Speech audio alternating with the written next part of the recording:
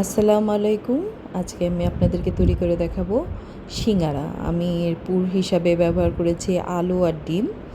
তো চলুন ডিম আলুর সিঙ্গারা কীভাবে তৈরি করব দেখে নিই। সবার আগে লাগবে হচ্ছে আলু। আমি এখানে এরকম 4টা আলু নিয়ে নিচ্ছি। তারপর এটাকে ছিলে ভালো করে ধুয়ে এভাবে কেটে সিদ্ধ করে নেব। সিদ্ধ হয়ে গেলে নামিয়ে রাখবো। এখানে আমি 2 কাপ ময়দা নিয়ে নিয়েছি। এর ভিতরে আমি দিয়ে দিব আজওয়াইন। আজওয়াইনটা দেখতে অনেকটা রাঁধুনির মতো লাগে। এটা দিলে অনেক সময় মানে টেস্টও ভালো হয় আর গ্যাস ফর্ম করে না বডিতে। আর দিয়ে দিবে হচ্ছে কিছু কালো জিরা, স্বাদ মতো লবণ, আর হচ্ছে সামান্য একটু তেল দিব।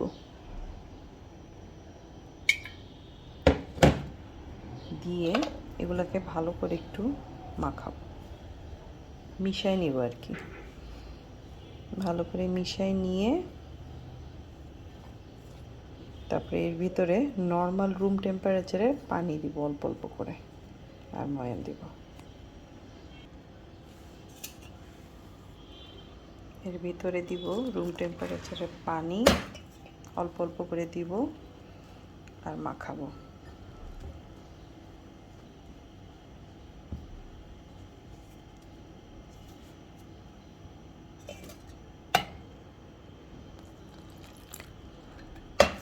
এভাবে অল্প অল্প করে পানি দিয়ে মাখিয়ে নিতে হবে পুরো ডোটা। এরকম একটা শক্ত ডো তৈরি করে নিব। তারপরে এর উপরে সামান্য তেল দিয়ে মাখায়ে ঢাকনা দিয়ে ঢেকে আমি রেস্টে রেখে দেব প্রায় 25 থেকে 30 মিনিট। প্যান গরম করে নিয়ে আমি এর ভিতরে দিয়ে দিব হচ্ছে 2 চামচ পাঁচফোড়ন আর সামান্য একটু জিরা।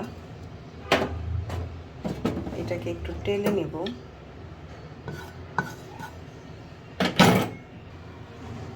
এই পাঁচফোড়ন আর জিরাটাকে হালকা একটু টেলে নিব। এই মশলাটাই ব্যবহার করব আমি পুরের ভিতরে। একটু টেলে নিয়ে গুঁড়া করে নিচ্ছি। আমি কয়টা গোলমরিচও দিলাম। গোলমরিচটা অপশনাল, চাইলে দিতে পারেন, নাও দিতে পারেন। গোলমরিচটা দিলে একটু আমার কাছে একটু ফ্লেভারটা ভালো লাগে। ফ্রাই প্যান গরম করে এর ভিতরে দিয়ে দিব হচ্ছে তেল। তেলটা ভালোভাবে গরম হয়ে গেলে এর ভিতরে দিয়ে দেব আদা কুচি আর কাঁচামরিচ কুচি। আদা কুচিটা দিলে পুরটা খেতে খুব মজা লাগে। এগুলো আমি একটু ভেজে নেব। তারপর এর ভিতরে দিয়ে দিব পেঁয়াজ কুচি। পেঁয়াজটাকে একটু হালকা বাদামি করে ভাজবো। ভেজে নিয়ে এর ভিতরে দিয়ে দেবো স্বাদ মতো লবণ। লবণ দিয়ে একটু নেড়ে চেড়ে আমি এর ভিতরে দিয়ে দেবো ডিম। ডিমটা আমি আগে থেকে পোস্ট করে রেখেছিলাম, সেটাই আমি এর ভিতরে দিয়ে একটু ভাজা ভাজা করে ঝুরি করে নেব। কারণ পোস্ট করে নিয়ে যদি ঝুরি করি তাহলে পেঁয়াজের সাথে ডিমগুলো লেগে যাবে না। নইলে যদি কাঁচা ডিমটা পেঁয়াজের মধ্যে দিয়ে দিতাম তাহলে পেঁয়াজের সাথে ডিমটা লেগে আর ডিমটা মুখে লাগতো না আর কি, পেঁয়াজের সাথে মিশে যেত। তো এইভাবে দিলাম। তারপরে দিয়ে দিব সিদ্ধ করে রাখা আলু। এভাবে হাত দিয়ে ভেঙে ভেঙে দিব। আপনারা চাইলে আলুকে ছোট ছোট করে কেটেও দিতে পারেন, তবে এভাবে দিলেই খেতে ভালো লাগে। তো সবগুলি আলু আমি এভাবে আধা ভাঙা করে দিয়ে ভালোভাবে মিশিয়ে নেব। সব কিছু একসাথে মিশিয়ে নিয়ে আমি এর ভিতরে দিয়ে দিব হচ্ছে সামান্য হলুদের গুঁড়া আর হচ্ছে মরিচের গুঁড়া।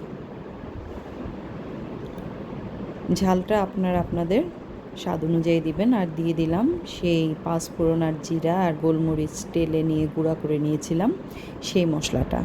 এটাই আপনার পুরের সম্পূর্ণ ফ্লেভারটা দিবে।